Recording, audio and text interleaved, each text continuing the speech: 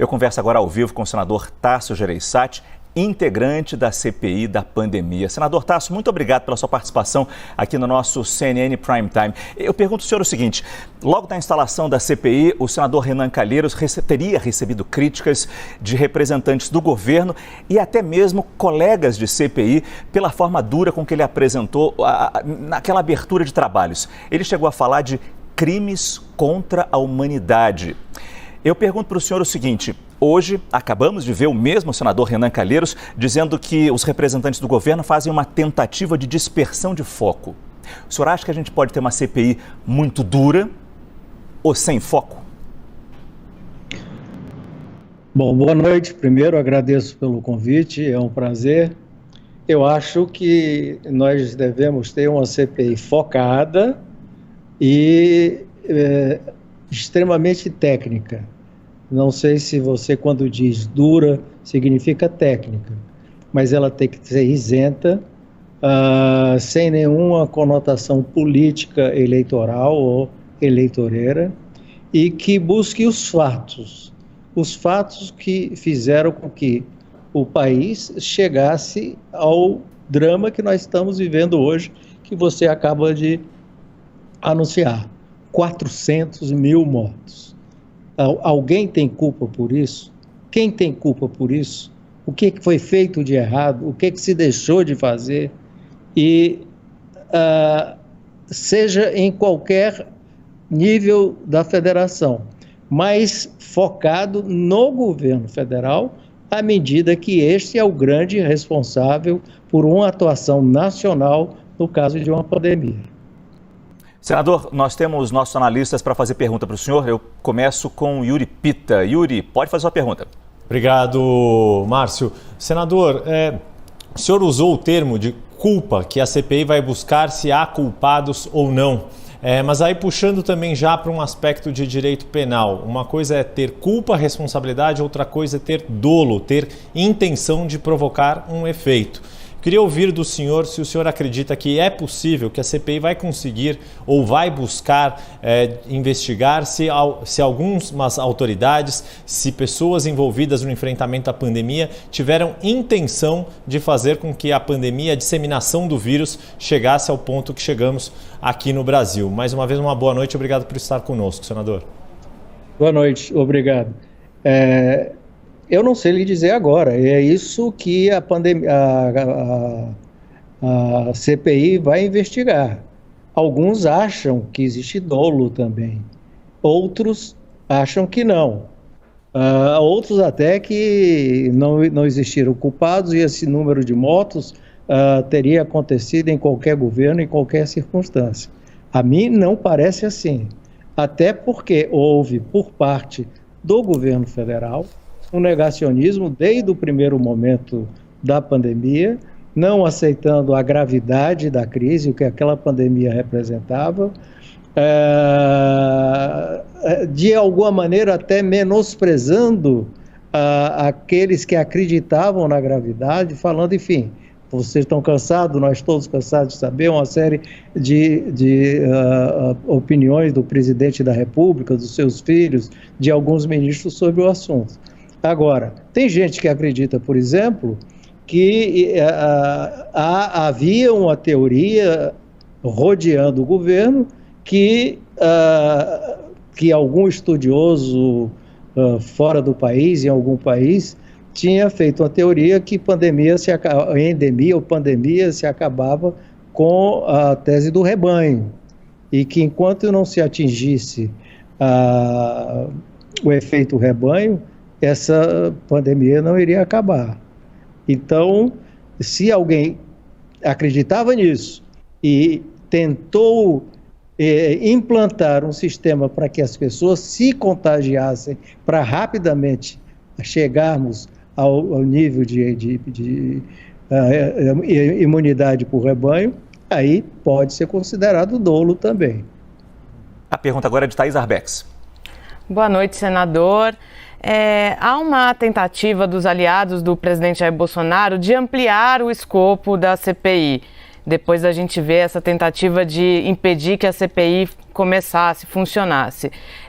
Eles defendem que sejam incluídos também no escopo os estados. Embora no plano de trabalho tenha ali um indicativo de que a CPI, de que a comissão vai analisar o repasse de recursos federais, quero saber qual é a opinião do senhor sobre isso e se essa ampliação do escopo pode levar a CPI para uma CPI de fim de mundo e ela acabar naufragando, senador? Olha, é claro, houve uma tentativa do governo, primeiro de impedir a CPI, depois de adiar a CPI e, finalmente, a tentativa de esvaziar a CPI através da ampliação do foco, fazendo que, como você mesmo disse, nós não chegássemos a lugar nenhum e ficasse todo mundo no mesmo saco, governador, prefeito, presidente da República. No entanto, o Brasil todo sabe que negacionismo, boicote a certas medidas, negligência na compra de vacinas, isso aconteceu no governo federal. No entanto, se no decorrer da investigação haja um fato conexo que leve ou a uma corrupção ou a um desvio em qualquer estado, a CPI deve prolongar essa investigação. Fernando Molica. Senador, boa noite. Eu queria que o senhor avaliasse as eventuais consequências dessa CPI na campanha eleitoral do ano que vem e também saber se o seu nome é mesmo um nome, o senhor colocaria o seu nome aí como um candidato da chamada terceira via, como já foi levantado até por pessoas do seu próprio partido, PSDB. Eu acho que seria uma irresponsabilidade muito grande nossa, dos senadores que estão compondo a CPI, tratar isso como uma questão eleitoral ou eleitoreira. Nós estamos falando de 400 mil mortes. Tem gente até prevendo que podemos chegar aos 500 e até passar os 500. Molica, eu nunca vivi isso na minha vida, provavelmente você não. Nunca esperei viver isso na minha vida. Eu fiquei horrorizado com o ataque às Torres Gêmeas, quando falaram 2.500 mortos. E aqui nós estamos falando já em 400 mil mortos, número que infelizmente chegamos. Acho uma irresponsabilidade. Quanto à candidatura, eu posso dizer a você que a obrigação de um candidato que venha a ser, ou o foco, o objetivo de um candidato que venha a ser fora dos extremos Lula e Bolsonaro, deve ser unir, fazer com que haja o menor número de candidatos que tenham um pensamento de centro, democrático, de centro democrático, para poder ser competitivo nas eleições. Meu nome foi colocado pelo presidente do partido, não era meu projeto de vida, não pensava nisso. No entanto, eu estou dentro disso, participando disso, no sentido de poder tentar articular não só uma união dentro do partido, mas uma união também fora do partido. Os partidos não radicais têm que partirem juntos nessas eleições de 2022. Mas, de novo, eu queria separar muito essa CPI das eleições. Talvez um bom resumo da importância dessa CPI, senador. O senhor até chegou a ventilar um pouco isso agora na sua segunda resposta aí, dizendo a gravidade, a questão da culpa. A gente sabe as frases que o presidente falava relacionando vacina, jacaré, aglomerações, uso de máscara, a questão dos remédios, do tratamento precoce. Ele faz propaganda dos remédios. Eu queria saber se essas ações tivessem sido diferentes. De alguma forma, a gente conseguiria... Claro, a situação é muito dura no mundo inteiro, mas a gente talvez tivesse menos óbitos. Hoje não estaríamos com essa marca de 400 mil mortes? Olha, eu não vou dizer para você que eu tenho certeza, mas eu tenho uma convicção que se desde o início da pandemia, no início do ano passado, nós fizéssemos uma ampla campanha de conscientização da população brasileira, falando do distanciamento social, do uso de máscara, de lavar as mãos, da higiene, e tivéssemos um empenho muito grande primordial, primário, prioritário na compra de vacinas e convencer a toda a população de que nós tínhamos um rumo e o rumo a seguir era aquele, nós teríamos muito menos óbitos do que nós temos hoje. Até porque na terça-feira nós vamos trazer o ministro Mandetta, e eu me lembro muito, todos nós lembramos muito do Mandetta falando uma coisa. Eu mesmo assistia com muita curiosidade o que o Mandetta falava para poder entender o que estava acontecendo, o que deveria ser feito, o que eu não sabia, ninguém sabia, e ao mesmo tempo o presidente da República fazia o oposto que o Mandetta falava. Aquilo confundiu muito a cabeça das pessoas. O Brasil não saiu nem convencido, nem mobilizado, como fez o presidente Biden agora. Olha a importância, mais 30 segundos, olha a importância de uma liderança. Os Estados Unidos foram considerados um fracasso, um vexame no combate à pandemia até a mudança de liderança. Saiu o Trump, entrou o Biden, hoje é referência. Todo mundo quer fazer o que os Estados Unidos fez pela mobilização, pela liderança e pela capacidade de fazer toda a máquina e todo o poder do governo e dos governos lutando com um objetivo só.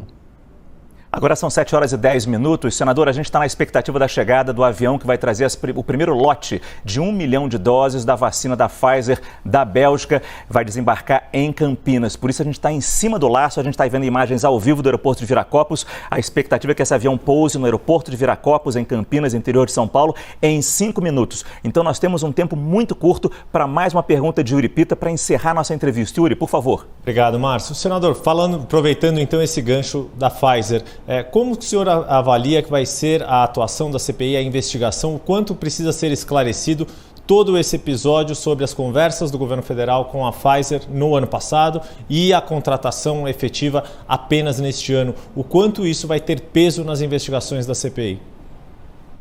Vai ter um peso enorme, porque essa é uma questão fundamental, que fique bem esclarecido e muito esclarecido por que é que o governo não aceitou a oferta da Pfizer quando ela se propôs a vender para o governo brasileiro.